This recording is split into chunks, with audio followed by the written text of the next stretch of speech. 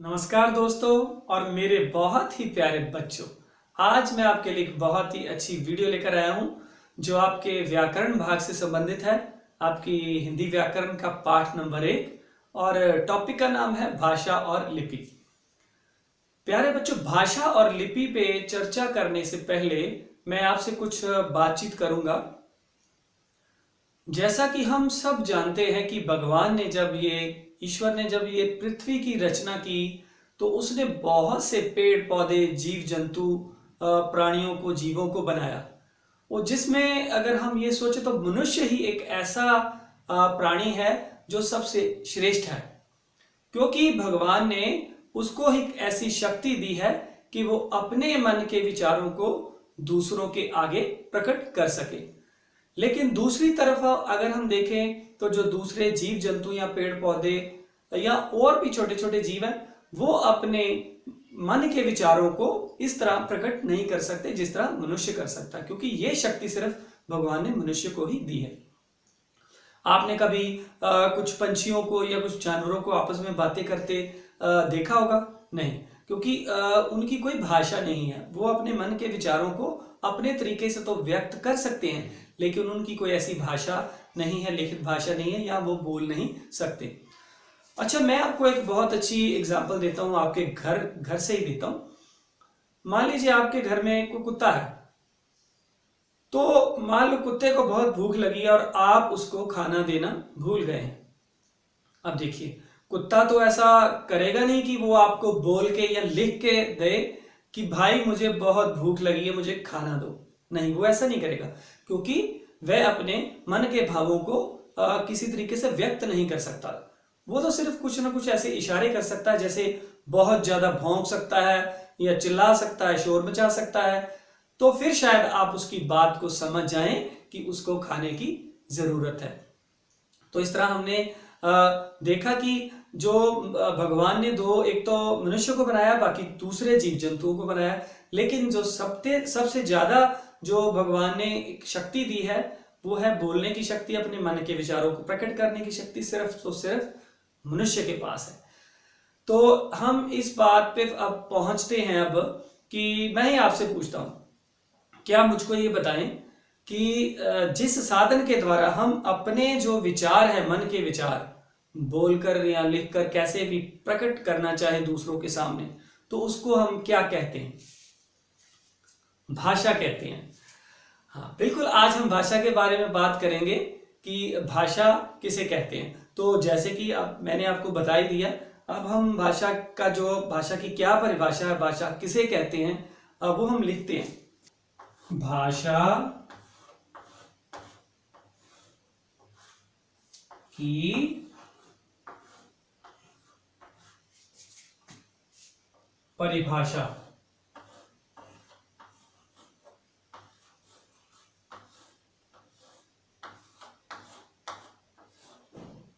ये होगी भाषा की परिभाषा। जिस साधन के द्वारा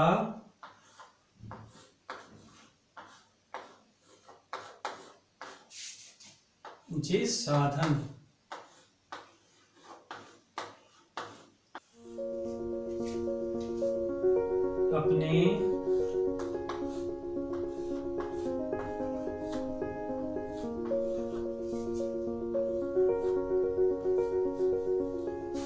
उसे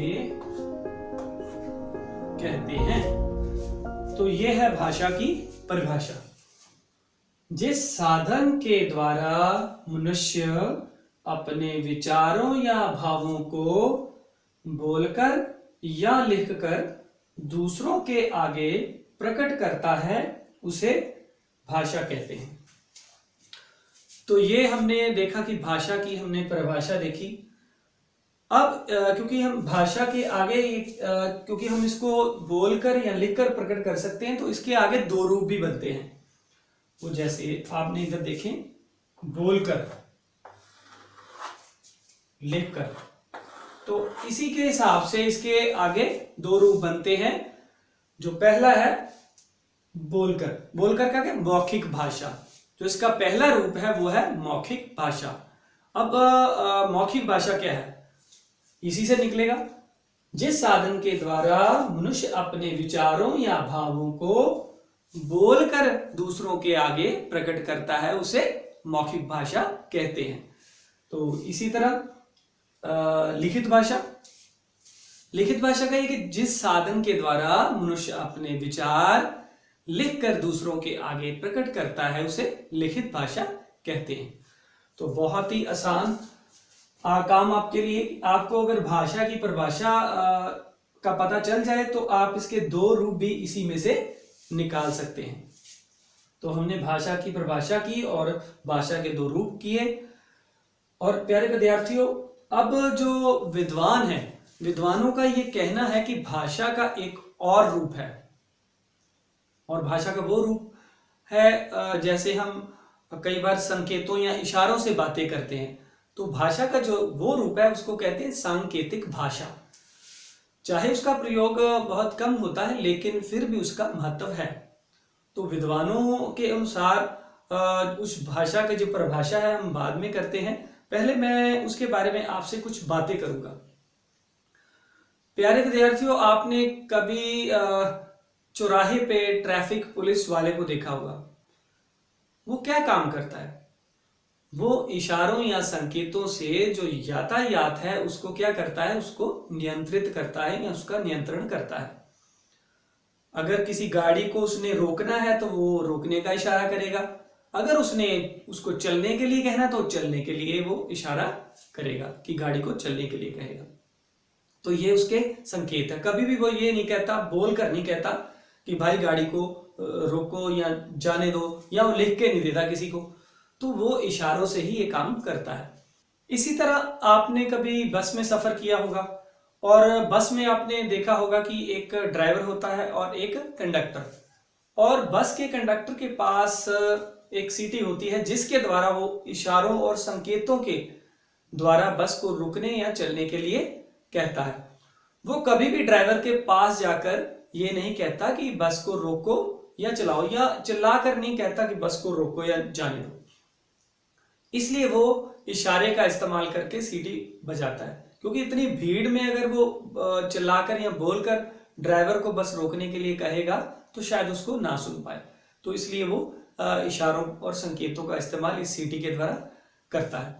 इसी तरह आपने रेलवे स्टेशन पे एक गार्ड को देखा होगा जिसके हाथ में दो तरह की झंडियां होती हैं, एक हरे रंग की और एक लाल रंग की। और वो जो गार्ड होता है वो ट्रेन को रोकने के लिए या चलाने के लिए इन झंडियों को संकेत के तौर पे इस्तेमाल करता है। मान लो उसने ये कहना, गाड़ी को रोकने का इशारा करना है, तो वो क्या करता है, जो उसके पास लाल रंग की झंडी है उसको हवा में ऐसे फहराता है और गाड़ी रुक जाती है। इसी तरह अगर गाड़ी को चलने के लिए उसने इशारा करना है तो वो जो हरे रंग की झंडी है उसके द्वारा इशारा करता है। तो वो ऐसा नहीं करता कि वो ड्राइवर के पास भाग के जाए या उसको ट्रेन रोकने या चलने के लिए कहे, ऐसा नहीं होता, क्योंकि इस तरह वो इशारों का इस्तेमाल करके वो ट्रेन को रोकने या चलने के लिए कहता है। इसी तरह आपने घर में आपके कोई छोटा बच्चा, आप जब उसको भूख लगती है छोटे बच्चे को, तो वो क्या करता है? छोटा बच्चा जब बहुत उसको भूख लगती है तो वो चिल्लाता है, रोता है। कभी वो छोटा बच्चा वो लिख के नहीं देता कि भाई मुझे बहुत भूख लगी है, बोल के नहीं कहता, क्योंकि वो छोटा भी बोल नहीं सकता। तो वो इशारों के साथ ही अपनी माँ को मतलब कुछ खाने के लिए देने के लिए कहता है। तभी उसकी माँ जाकर के समझती है, जब वो चिल्लाता है, रोता है, तो उसको पता चलता है कि उसे भूख लगी है। इसी तरह एक और भी कुछ इशारे होते हैं वो गूंगे व्यक्तियों के, उनकी अपनी एक भाषा होती है, वो इशारों के द्वारा ही सारी जो बात है वो करते हैं। आपने एक फिल्म देखी होगी गोलमाल। गोलमाल फिल्म में तुषार कपूर एक लकी का रोल प्ले करता है। लकी एक व्यक्ति उसका नाम है। तो वो सारी फिल्म में गूंगे का रोल जो प्ले करता है, सारी फिल्म में अपने इशारों के साथ ही वो काम इस फिल्म में करता है। तो इस तरह हमने देखा प्यारे बच्चों की जो भाषा का एक और रूप जो विद्वानों ने के द्वारा माना गया है कि एक और भाषा है जिसे सांकेतिक भाषा कहते हैं। तो इस तरह हमने देखा कि भाषा के जो हमने तीन रूप देखे, पहला जो हमने देखा कि मौखिक भाषा, फिर लिखित भाषा और उसके बाद सांकेतिक भाषा। भाषा के इन रूपों को करने के बाद हम बात करेंगे कि बोली क्या होती है, उपभाषा क्या होती है। पहले हमने भाषा के बारे में पढ़ा और एक भाषा को भाषा बनने के लिए किन किन पड़ावों में से गुजरना पड़ता है, किन किन पड़ावों में से लांघना पड़ता है, तब जाके एक भाषा जो है वो भाषा बनती है। अब मान लो आप हिंदी भाषा की ही बात करते हैं। हिंदी भाषा को भाषा बनने के लिए बहुत से पड़ावों में से गुजरना पड़ा। उसमें आप ये कह सकते हैं कि छोटी छोटी बोलियों में से गुजर कर पहले फिर उपभाषा बनना, उपभाषाओं का इकट्ठा होके फिर हिंदी भाषा हमारी जो अस्तित्व में आई। तो इसको हम अगर आपको एग्जाम्पल मैं देता हूं यहाँ पंजाब की, मान लो एक जो वाक्य है कि बार बार मुरे ना बैठो। अब जो यहाँ के अगर मैं इसको समझूं या आप इसको समझे, बार मुरे ना बैठो का क्या मतलब है, शायद कुछ जो शब्द हैं उनका कुछ हेरफेर हो सकता है। बार मुरे ना बैठो ਇਹਦੇ ਚ ਆਪਾਂ ਜੇਕਰ इत्थों अपने ਮਾਝੇ ਦੇ ਹਿਸਾਬ ਨਾਲ ਸਮਝੀਏ, ਇਹ ਜਿਹੜੀ ਭਾਸ਼ਾ ਹੈ ਬਾਰ ਮੁਰੇ ਨਾ ਬੈਠੋ, ਇਹ ਹੈਗੀ ਹੈ ਤਾਂ ਪੰਜਾਬੀ है, पर ये वाली जी भाषा ये मालवे की भाषा, मालवे की। तो वहां ये बोलते हैं कि बार मुरे ना बैठो, मतलब दरवाजे सामने ना बैठो। बार का मतलब होता है दरवाजा और मुरे का मतलब सामने, दरवाजे सामने ना बैठो। तो कहने का ये तात्पर्य है कि जो बोली होती है वो कुछ दूरी के बाद बदल जाती है। एक इलाके में, एक शहर में तो नहीं कह सकते, एक जैसे हमारा स्टेट ही है, हमारा जो पंजाब स्टेट है, इसमें जितने भी जिले हैं, अगर हम यहाँ की अमृतसर की बात करें, माझे की बात करें, तो माझे में जो भाषा अलग तरीके से बोली जाती है, और अगर मालवे और दोआबे की बात करें तो फिर थोड़ा सा फर्क पड़ जाता है। हालांकि उसको समझ तो आ जाती है लेकिन उसका फर्क पड़ जाता है। इस तरह अब हम हिंदी की बात करते हैं और हिंदी के विषय में हम ये बात करेंगे। हिंदी की भारत में 18 जो है बोलियां या उपभाषाएं हैं। तो हम ये बात अब आपको ऐसे मैं समझाना चाहूंगा कि पूरे भारत में जो कौन कौन से राज्य हैं, आप अगर आप ये देखें आपकी स्क्रीन पे एक जो मैप है, मैप में ये बताया गया है कि जो ये राज्य हैं इनमें हिंदी, जो उत्तर भारत के ये वाले राज्य जो आपको बताए गए हैं, इनमें हिंदी जो है वो मुख्य इनकी भाषा है, राजभाषा है, ये वहां बोली जाती है।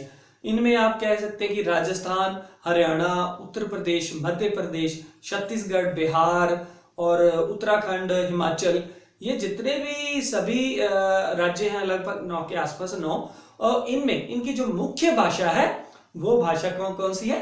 हिंदी भाषा है। हिंदी भाषा इनकी राजभाषा यानी कि ऑफिशियल लैंग्वेज है। हमारे भारत में टोटल 28 राज्य हैं और 28 राज्यों में से ये जो मुख्य राज्य है इनकी जो राजभाषा है वो हिंदी है। तो हिंदी के महत्व का हमें यहाँ से भी पता चलता है। अब बात आती है कि ये जो राज्य हैं इनमें भी आगे जो है बोलियां हैं, बोलियों से आगे फिर उपभाषाएं बनती हैं। मैं आपको जैसे अभी मैंने आपको बताया कि यहाँ 18 बोलियां बोली जाती हैं। अब हम बात करते हैं, सबसे पहले जो मैं आपको बताना चाहूंगा कि हमारे भारत में अगर 18 बोलियां हैं और उनके आगे जाकर जो 5 जो उपभाषाएं बनती हैं, 5 उपभाषाएं, उनमें राजस्थानी हिंदी, पश्चिमी हिंदी, पूर्वी हिंदी, बिहारी हिंदी और पहाड़ी हिंदी, ये जो 5 उपभाषाएं हैं इनके अंतर्गत 18 जो बोलियां जो वो बोली जाती हैं। अब हम बात करेंगे कि ये जो राजस्थानी हिंदी है ये कहाँ कहाँ बोली जाती है। ये राजस्थान में बोली जाती है, पूरे राजस्थान में, और राजस्थान के अलग अलग इलाकों में ये बोली जाती है। इसी तरह हरियाणा और उत्तर प्रदेश के अलग अलग इलाकों में पश्चिमी हिंदी बोली जाती है। उसी तरह जो पूर्वी हिंदी है वो जो है मध्य प्रदेश, छत्तीसगढ़ और उत्तर प्रदेश के अलग अलग इलाकों में बोली जाती है। इसी तरह बिहारी जो हिंदी है वो बिहार और उत्तर प्रदेश के बहुत से इलाकों में बोली जाती है।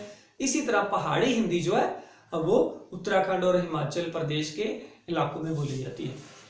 अब हम बात करेंगे कि जो राजस्थानी हिंदी है उसमें कौन सी जो वो बोलियां आती हैं जो उन खास इलाकों में बोली जाती हैं। राजस्थानी हिंदी में मारवाड़ी, जयपुरी, मेवाती, मालवी, और इधर हम बात करेंगे जो पश्चिमी हिंदी। पश्चिमी हिंदी हमें पता है कि हरियाणा और उत्तर प्रदेश में बोली जाती है। और इस पश्चिमी हिंदी में जो बोलियां कौन कौन सी हैं? खड़ी बोली, हरियाणवी, ब्रिज भाषा, बुंदेली और कन्नौजी। तो ये भाषाएं जो है ये पश्चिमी हिंदी में आ जाती हैं।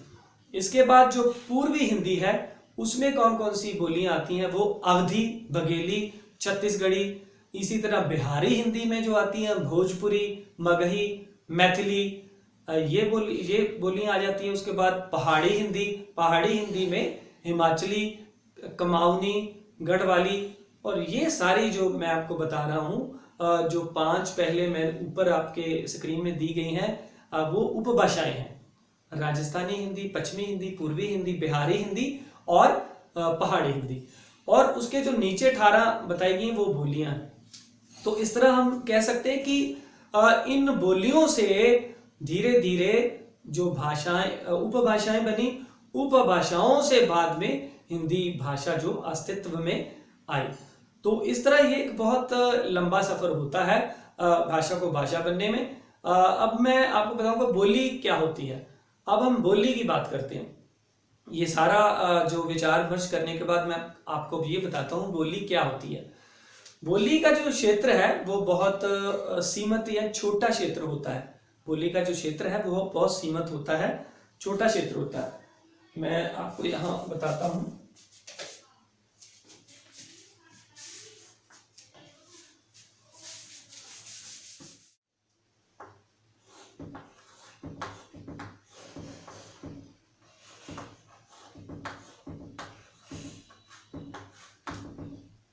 बोली ये बोली का जो इसका क्षेत्र थोड़ा होता है वो सीमित होता है।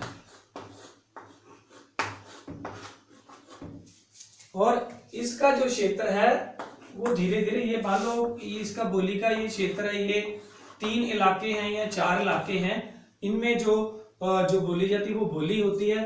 अगर इसका क्षेत्र थोड़ा और ज्यादा बढ़ जाए, ये और भी इलाकों में बोली जाने लगे, ये मान लो इसका क्षेत्र ये वाला एक क्षेत्र है और ये सारे मिलके कितने क्षेत्र बन गए, और मान लो ये इतने, ये 1 2 3 4 5 6 क्षेत्र बन गए, ये एक क्षेत्र है। और इसका क्षेत्र सीमित होता है और इसका क्षेत्र जो है आगे जाकर बढ़ जाता है। तो ये सिर्फ जो बोली होती है वो सिर्फ बोली जाती है उसी इलाके में, कुछ खास इलाके में, कुछ विशेष इलाके में जो है ये बोली जाती है। ये कह लो कि स्थानीय हिंदी की जो स्थानीय मतलब स्थानीय रूप होता है हिंदी भाषा का, ये स्थानीय रूप है। जैसे कि हमने अभी कितनी बोलियों के बारे में पढ़ा, वो सभी हिंदी भाषाओं का जो है कौन सा रूप है? स्थानीय। इसका कोई लिखित रूप नहीं होता। इसका कोई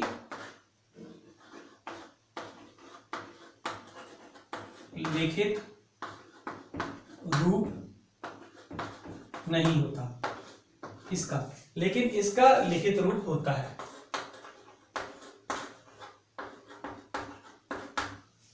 इसका लिखित रूप होता है। इसका लिखित कोई भी लिखित रूप नहीं होता और इसका लिखित रूप होता है।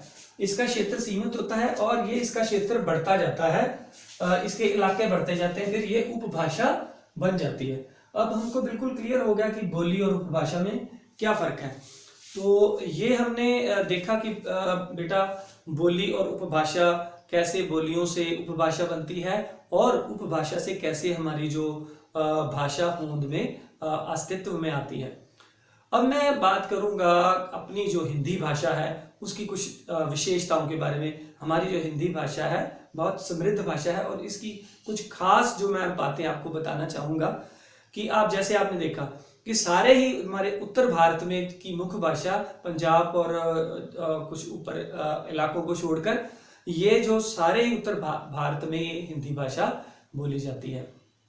और भारत में सबसे ज़्यादा बोली जाने वाली भाषाओं में ये हिंदी भाषा शामिल है। एक तो हम कहेंगे कि ये भाषा जो है हमारी हिंदी भाषा बहुत ही लचीली भाषा है। लचीली का अर्थ ये है कि इसमें बहुत सारी भाषाओं को शामिल करने की क्षमता है। ये दूसरी भाषाओं से भी बहुत प्रेम करती है, इसलिए उनको अपने अंदर समाहित कर लेती है। जैसे अरबी भाषा, फारसी, चीनी, जापानी, अंग्रेजी भाषा के बहुत से जो शब्द हैं वो आपको हिंदी भाषा में मिल जाएंगे। इसके अलावा जो हिंदी भाषा के जो मूल शब्द हैं, रूट शब्द हैं, वो लगभग अगर देखा जाए तो 2.5 लाख के आसपास है, जबकि अंग्रेजी भाषा के जो रूट वर्ड है वो सिर्फ 10,000 के आसपास है। और दूसरी बात यह कि ये जैसे हिंदी भाषा जैसे बोली जाती है वैसे ही लिखी जाती है। कैसे? मान लो मैं बोलता हूं क, तो क के लिए मुझे क ही लिखना पड़ेगा, इसके लिए और कोई ऐसा शब्द नहीं है। जबकि अंग्रेजी में हम देखें तो क के लिए हम सी और के का इस्तेमाल करते हैं। अगर हिंदी में मैं क लिखता हूं तो अंग्रेजी में उसके लिए सी है और के है। जैसे इसका आ गया कार और इसका आ गया काइट, ठीक है। मतलब ये का दोनों, इसमें इसके 2 रूप हैं और हिंदी में जैसा बोला जाता है वैसे ही लिखा जाता है, लेकिन दूसरी भाषाओं में ऐसा बिल्कुल नहीं होता। हमारे हिंदी भाषा के लिए एक बहुत ही एक गर्व वाली बात है कि 14 सितंबर 1949 को इसको राज्य भाषा का दर्जा मिला। और इसके अलावा हम सभी जानते हैं कि 14 सितंबर को पूरे भारत में जो हिंदी दिवस बड़ी धूमधाम से मनाया जाता है। और एक और बात ये है कि जितनी भी संसार में, ये सिर्फ हमारे भारत में नहीं बोली जाती हिंदी, ये पूरे विश्व के बहुत से देशों में बोली जाती है। अगर उनकी बात करें तो जैसे अमेरिका, इंग्लैंड और भी चाइना, ऐसे बहुत से देश हैं जहां ये बोली जाती है। अगर मैं कहूँ तो अंग्रेजी और चीनी के बाद सबसे ज़्यादा बोले जाने वाली भाषा जो है वो हिंदी भाषा है। तो इस तरह हिंदी भाषा के बारे में हमने काफ़ी कुछ जाना। इसकी खासियत क्या है, विशेषताएं क्या है। सबसे पहले हमने ये देखा कि भाषा क्या है, और भाषा के बाद में हमने रूप देखे, भाषा के कौन कौन से रूप है। उसके बाद हमने ये देखा कि एक भाषा कैसे भाषा बनती है, कैसे बोलियों के बाद उपभाषा बनती है, और उपभाषा के बाद फिर ये भाषा जो अस्तित्व में आती है। प्यारे विद्यार्थियों, अब हम जानकारी प्राप्त करेंगे कि लिपि किसे कहते हैं, लिपि कैसे बनती है, कैसे हम लिपि से भाषा को सीखते हैं, और कैसे अलग अलग भाषाओं की अलग अलग लिपियां होती हैं। जैसा कि आपने पहले इस बात के बारे में पढ़ लिया है कि भाषा के 2 रूप होते हैं, पहला मौखिक और लिखित। अब जहां हम बात करते हैं कि मौखिक भाषा का जहां महत्व है, वहीं लिखित भाषा का भी बहुत महत्व है। क्योंकि हाँ, आप देखते हैं कि आपको स्कूल में भी कितना काम मिलता है, वो आपको लिखित रूप में करना होता है। इसके अलावा आप कहीं बाहर जाते हैं, किसी बैंक में जाते हैं, किसी ऑफिस में जाते हैं, तो आपको कई तरह के फॉर्म भरने पड़ते हैं। इस तरह जहां हम मौखिक भाषा को महत्व देते हैं, वहीं लिखित भाषा का भी बहुत ज़्यादा जिंदगी में महत्व है। अब सवाल ये पैदा होता है कि मौखिक भाषा को लिखें कैसे, हम लिखें कैसे। तो शायद आप कहेंगे कि मौखिक भाषा को लिखना कौन सा मुश्किल है, आप फटाक से लिख देंगे। मैं आपको कहूँगा कि लिखें आप भारत या जय हिंद, तो आप उसी समय लिख देंगे। और आप ये भी कहेंगे कि इससे भी कोई मुश्किल आप हमें वाक्य दीजिए, ये तो हमारे लिए बहुत आसान है। अब ये सवाल ये पैदा होता है कि ये जो आपने भाषा, क्या आपने जो भाषा सीखी है वो आपने सीधी ही भाषा सीख ली? नहीं, आपने भाषा को सीखने के लिए पहले उसके बेसिक, पहले आपने उसकी लिपि को सीखा होगा। अच्छा, याद कीजिए आपके बचपन के वो दिन जब आप पहली कक्षा में पढ़ते थे और आपके मैम आपको जो लिपि है, जो वर्णमाला है हिंदी भाषा की या कोई और भाषा, कोई भी भाषा हो सकती है, पहले आपको वो सीखनी पड़ी। मान लो आप कक्षा में गए तो आपको मैम ने कहा कि लिखें क, तो मैम ने पहले क लिखना सिखाया, ऐसे ब्लैक बोर्ड पे लिखा। आपको वो अच्छी तरह समझ नहीं आया, आपने पहले गलत भी लिखा होगा, टेढ़ा मेढ़ा भी लिखा होगा। फिर मैम ने आपको ये बताया कि इसका आकार कैसे बनाना है, इसको सुंदर कैसे लिखना है। फिर उन्होंने आपको बताया होगा कि पहले ये वाली लाइन लगाएं, फिर ये वाली लाइन, फिर इधर ये वाला हिस्सा बनाएं और फिर ऐसे। तो फिर आपको का बनाना आपने सीखा। इसी तरह भाषा के जितने भी ये अक्षर नहीं, आप वर्ण कहेंगे, जितने भी वर्ण है वो आपने ये वर्णमाला में सीखे, चाहे वो हिंदी की वर्णमाला हो या पंजाबी की हो या रोमन की हो। ये आपने सारी ही वर्णमालाएं पहले इनको सीखा और उसके बाद जाकर फिर आपने पहले आपने छोटे छोटे शब्द बनाने सीखे, उसके बाद में आपने वाक्य बनाने सीखे और उसके बाद जो आपने भाषा को अच्छी तरह से लिखना सीखा। तो कहने का अर्थ है कि आपके मुंह से पहले ध्वनियां निकलती हैं, आवाजें निकलती हैं, फिर उनको रूप दिया जाता है। जो ये क है, तो क क्या है? ये ध्वनि है। अब इसका लिखती रूप हमने यहां लिख दिया। अगर हम मान लो ये लिखते हैं, अभी मैंने बोला भारत, भारत, और भारत में क्या है? भ अ र अ त, फिर 1 2 3 4 5 6। तो इसमें कितनी ध्वनियां हैं? 6 ध्वनियां हैं। तो कहने का अर्थ ये है कि यही जो ध्वनियां हैं यही है क्या है? लिपि। पहले आपने हर भाषा की लिपि सीखी। जैसे कि यहां दिया हुआ है, अगर आपने हिंदी सीखी तो आपने उसकी लिपि सीखी। हिंदी की जो लिपि है उसको देवनागरी कहा जाता है। इसी तरह जो पंजाबी की लिपि है उसे गुरमुखी कहा जाता है, और जो अंग्रेजी है उसकी जो लिपि उसको रोमन लिपि कहा जाता है। तो पहले आपने इन लिपियों को सीखा, इन ध्वनियों को सीखा, उनके आकारों को सीखा, उनके आकारों को, उनके सार्थिक चित्रों को सीखा। ये जो मैंने ये कहा था ना, ये आकार हैं, ये आकार हैं, ये चित्र हैं। तो पहले ये आपने चित्र बनाने सीखे, आकार बनाने सीखे, चिन्ह बनाने सीखे। तो ये सारे जो चिन्ह हैं ये गुरमुखी के हैं, ये रोमन के हैं, और ये हिंदी भाषा के चिन्ह हैं। तो ये पहले आपने सीखे, उसके बाद में आपको ये सारी लिपि, पहले आपने लिपि सीखी, उसके बाद में आपने भाषा को सीखा। तो इसका अर्थ ये हुआ। लिपि क्या है? हम देखते हैं लिपि क्या है। भाषा को लिखने के लिए बनाए गए चिन्ह। तो हम कहेंगे कि भाषा को लिखने के लिए जो चिन्ह बनाए गए हैं उनको हम क्या कहते हैं? लिपि कहते हैं। तो प्यारे विद्यार्थियों, आज हमने जो ज्ञान प्राप्त किया, पहले हमने भाषा के बारे में ज्ञान प्राप्त किया, फिर उसके बाद में भाषा के 2 रूपों के बारे में, मौखिक भाषा और लिखित भाषा।